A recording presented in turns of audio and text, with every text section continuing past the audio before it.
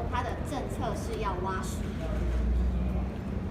我们读过一句话叫“睁眼说瞎话”，这是最好的例子。好，谢谢。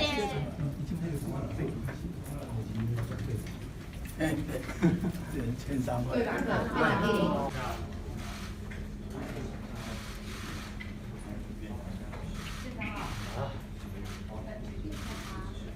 10大杰出青年，赞。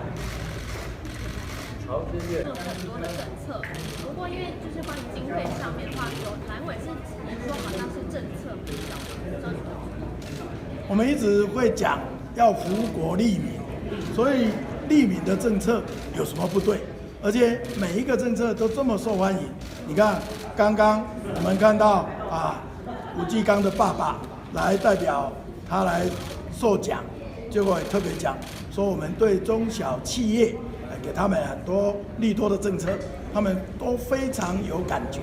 所以这个好感不是我们政策买票，是我们解决他们的困难，而国家把人民所有的税收进来，我们让他非常及时的对症下药的来解决各行各业的需要困难，补助，不就是政府存在的功能吗？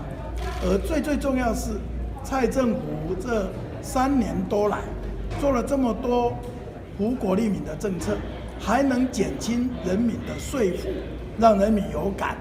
更进一步，年度还有剩余，像去年就剩余1000多亿，比起国民党马政府8年，都是财政赤字，而且年度都是赤字，甚至于财政负的到2000多亿，这比较高下立判。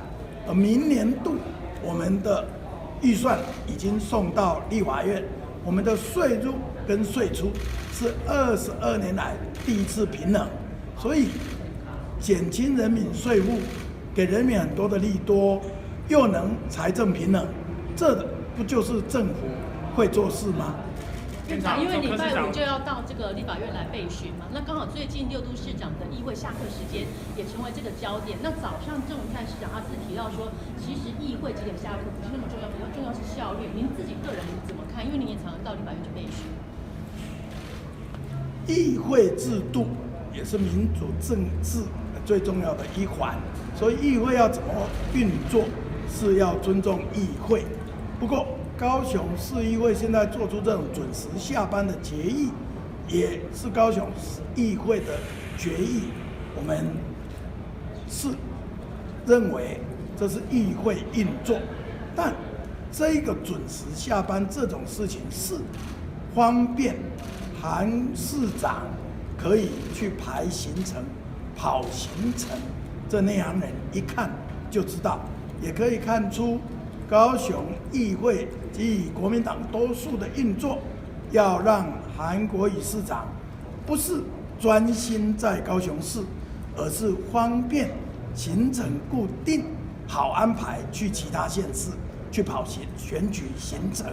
所以看起来这不是为高雄市来做决议，而是为韩市长选总统比较方便，是不是符合高雄市民的意愿跟期待？